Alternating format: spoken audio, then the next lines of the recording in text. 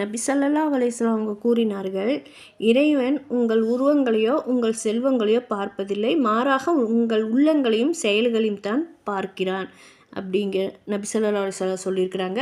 இது முஸ்லீமில் பதிவாயிருக்கிற ஹதீஸு. அப்போ அறிவிப்பாளர் அபூ ஹுரைரா ரலியல்லாஹு அன்ஹு இந்த ஹதீஸ் அறிவிக்கிறாங்க. நபி ஸல்லல்லாஹு அலைஹி வஸல்லம் அவங்க கூற கேட்டிருக்கிறேன், மறுமை நாளில் அனைவருக்கும் முதலில் இறைவன் பாதையில் வீர மரணம் அடைந்தவனுக்கு எதிராக தீர்ப்பளிக்கப்படும். அம்மனிதன் இறைவனிடம் நீதிமன்றத்துக்கு கொண்டு வரப்படுவான். பிறகு இறைவன் அவனுக்கு தான் அளித்த அருட்கொடைகள் அனைத்தையும் நினைவூட்டுவான்.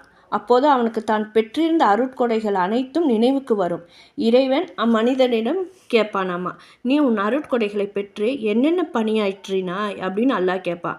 அதற்கு அந்த மனிதன் கூறுவான், நான் உன் ஓப்புக்காக உன் மார்க்கத்தை எதிர்த்து போரிடுவோருக்கு எதிராக போரிட்டேன், இறுதியாக என் உயிரையும் கொடுத்து விட்டேன். இதை கேட்ட இறைவன் அவனிடம் கூறுவான், நீ பொய்யுரைக்கிறாய், மக்கள் உன்னை வீரன் துணிவு மிக்கவன் என புகழ வேண்டும் என்பதற்காக தான் நீ போரிட்டாய், வீரத்தை வெளிக்காட்டினாய், அதற்காக புகழையும் உலகத்திலேயே உனக்கு கிடைச்சிருச்சு என்பான். பின்னர் இறைவன் அந்த உயிர் தியாகியை தலைகீழாக இழுத்து சென்று நரகத்தில் எரியும்படி கட்டளையிட்டுவான்.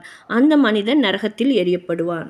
பிறகு மார்க் அறிஞரையும் போதகரையும் இருந்த இன்னொரு மனிதன் இறை நீதிமன்றத்தில் நிறுத்தப்படும்.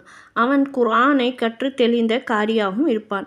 அவனுக்கு இறைவன் தான் அளித்த அருட்கொடைகளை நினைவூட்டுவான். அவனுக்கு அருள் நலங்கள் அனைத்தும் நினைவுக்கு வரும். அப்போது அல்லாஹ் அவன்கிட்ட கேட்பான், இந்த அருட்கொடைகளை பெற்று நீ என்ன நற்செயல் புரிகிறாய் அப்படின்னு. அதுக்கு அவன் சொல்வான் திருப்பி, இறைவா, நான் உனக்காக உனது தீனை கற்றேன், உனக்காகவே அதனை பிறருக்கு கற்பித்தேன், உனக்காகத்தான் குர்ஆனை ஓதினேன் என்று மனிதன் கூறுவான். இதை கேட்ட இறைவன் என்ன சொல்வான், பின்வருமாறு கூறுவான், நீ பொய்யுரைக்கிறாய், மக்கள் உன்னை அறிஞர் என கூற வேண்டும் என்பதற்காக கல்வி கற்றாய், குர்ஆனை நன்கறிந்தவர் என மக்கள் உன்னை புகழ வேண்டும் என்பதற்காக தான் குர்ஆனை ஓதினாய், அதற்காக வெகுமதி உனக்கு உலகத்திலேயே கிடைச்சிருச்சு. பிறகு அவனை முகம் குப்புற இழுத்து சென்று நரகத்தில் எரியுங்கள் என கட்டளையிடப்படும். அவ்வாறு அவன் நரகில் எரியப்படுவான். உலகின் வசதி வாய்ப்புகள் பலவும் அளிக்கப்பட்டிருந்த மூன்றாவது மனிதன் இறைவனின் நீதிமன்றத்தில் நிறுத்தப்படுவான். அவனுக்கு எல்லா வகை செல்வங்களும் கொடுக்கப்பட்டிருந்தன. இறைவன் அம்மனிதனிடம் தான் அளித்த அருட்கொடைகள் அனைத்தையும் எடுத்து கூறுவான். அப்போது அவன், ஆம், இந்த அருட்கொடைகள் அனைத்தும் எனக்கு அளிக்கப்பட்டிருந்தன என ஒப்புக்கொள்வான்.